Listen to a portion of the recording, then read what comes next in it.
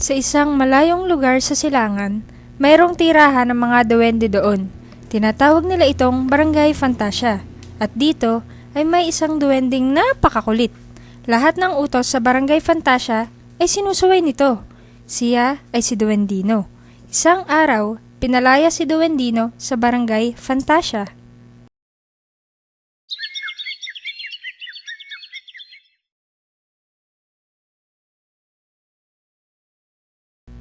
Yippee! Hoo! Malaya na ako! Hahaha! Okay lang kahit pinalayas nila ako doon. Mas masaya naman ako ngayon.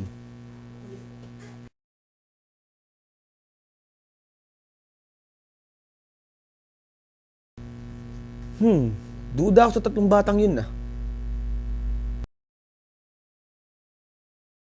Sabi ko na sa'yo, Ditas, ang daming bunga ng mangga din ay kila Aling Marta.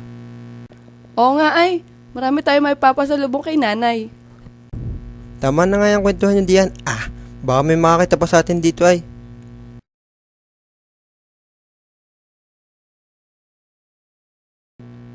Siya, tara na nga. Ayun! Ang daming bunga!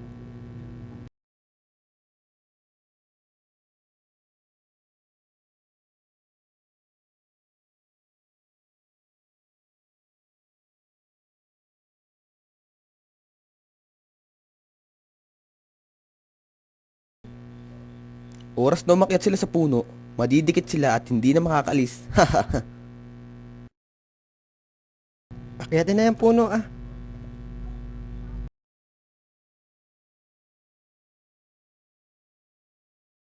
Huy, damihan mo na ako ha.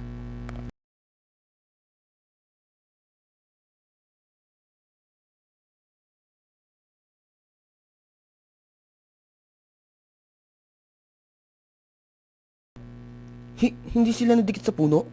Peke pala tong magic wand na to ay. Buti walang tao din eh. Maipalit nga itong magic wand ko. Hindi naman gumagana ay.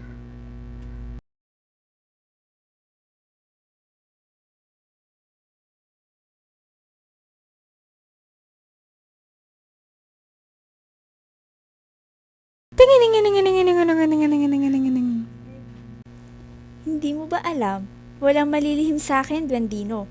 Sa ginawa mong pang-uumit ng magic wand, hindi ka na makakabalik sa Barangay Fantasia.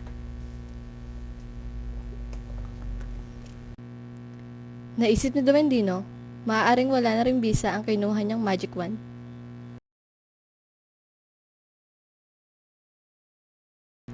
Hoy mga bata! Ano't kinukuha niyo yung mga mangga ko ha? Ibalik niyo yan! Bumalik kayo dito, hoy!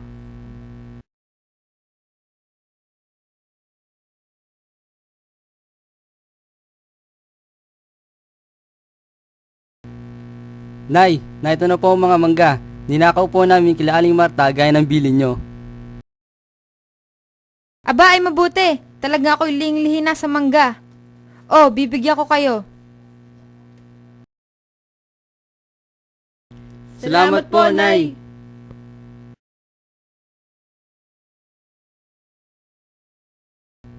Ayun ang tatlong bata. Kakainin na yung mangga. Sana'y maging maanghang yun.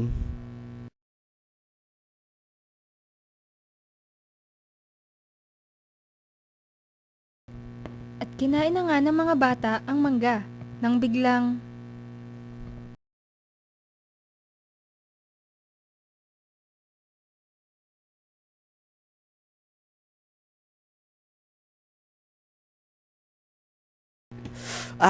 Ang hapdi! Ismoy ang hanghang, kapat ganito. Oo nga ay. Ano ba yan?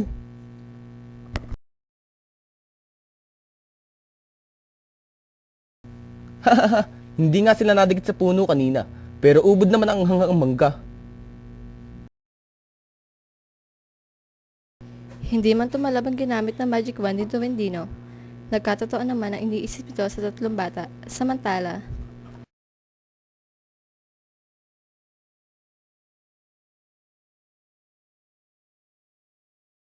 Ang sarap naman. Maasim na ismi ang anghang. Pero ang sarap.